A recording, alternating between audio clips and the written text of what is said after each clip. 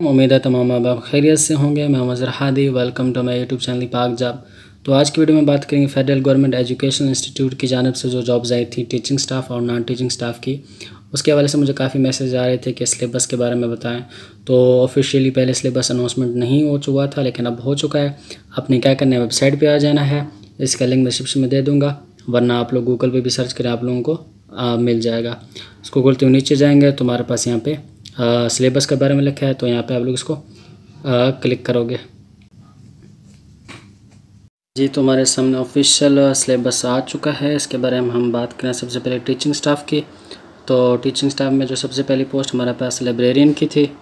बाकी क्वालिफ़िकेशन आप लोग यहाँ पे चेक कर लीजिए। सबसे पहले बात करें इंग्लिश की, तो 20% आपके इंग्लिश के सवालात होंगे। पाक स्टडी और जनरल नॉलेज में बात करें तो जनरल नॉलेज के सवाल होंगे 20%, और मैथ्स 15%। उसके बाद कंप्यूटर साइंस 20%, और प्रोफेशनलिज्म यानी लाइब्रेरी के बारे में आपका सवाल 25% होंगे।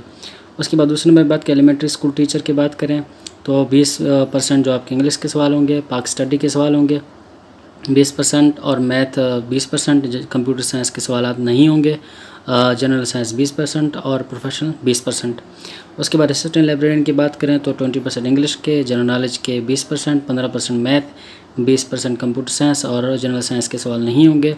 25% होंगे प्रोफेशनलिज्म के, यानी कि इसी के मुतालिक के सवाल होंगे जो आपकी असामी है। उसके बाद करें बैंड मास्टर की, तो यहाँ 25% आपके इंग्लिश के सवाल होंगे, जनरल नॉलेज के 20% और मैथमेटिक्स के 15%। कंप्यूटर साइंस के सवाल नहीं होंगे, जनरल साइंस के 15% और 25% प्रोफेशनलिज्म यानी कि बैंड के बारे में सवाल होंगे। बैंड मास्टर जो होगा उसी के मुतालिक लिखेंगे सवाल होंगे। और स्विंग मिस्ट्रेस की बात करें तो हमारे पास 25% इंग्लिश के, जनरल नॉलेज के 20%, 15% मैथ होगी, कंप्यूटर साइंस नहीं होगा, और 15% जनरल साइंस के और 25% प्रोफेशनलिज्म के। तो यहाँ पे कंप्यूटर साइंस के दो ही उसमें है, एक तो लाइब्रेरियन में कंप्यूटर साइंस के सवाल होंगे और उसके बाद असिस्टेंट लाइब्रेरियन के। बाकी सब में तकरीबन मैथ, पाक स्टडी, जनरल नॉलेज, प्रोफेशनलिज्म के ही सवाल होंगे। तो ये आप लोग ऑफिशियली देख सकते हो यहाँ पे।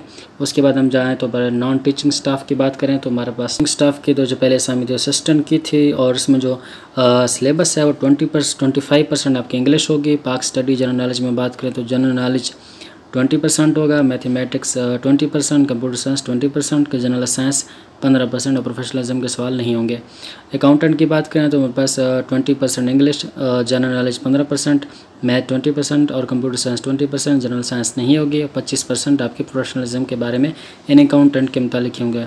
स्टेनोटाइपिस्ट की बात करें तो 20% English, general knowledge 20%, mathematics 20%, computer science 20% और जनरल साइंस 20%। प्रोफेशनलिज्म के सवाल नहीं होंगे, बाकी सब में नहीं होंगे। स्टेनोटाइपिस्ट तो हो गया। उसके बाद यूडीसी की बात करें तो 25% इंग्लिश के, जनरल नॉलेज 15%, 20% मैथ और कंप्यूटर साइंस 25%, 15% जनरल साइंस। उसके बाद हम बात करें एलडीसी की तो सेम इंग्लिश की 25%, जनरल नॉलेज 15% और मैथमेटिक्स 20%, कंप्यूटर साइंस 25% और जनरल साइंस 15%। इसके क्वेश्चन होंगे, टोटली 100% पूरे हो जाएंगे। और आखिरी में हम बात करें लेबॉर्ट्री असिस्टेंट के, तो इसके जो इंग्लिश के सवाल होंगे 25%, जनरल नॉलेज के सवाल 20% और मैथ के 15%, कंप्यूटर साइंस 15% और 25% आपके जनरल साइंस के सवाल होंगे। प्रोफेशनलिज्म इसमें सिर्फ अकाउंटेंट के सवाल होंगे, बाकी में नहीं होंगे।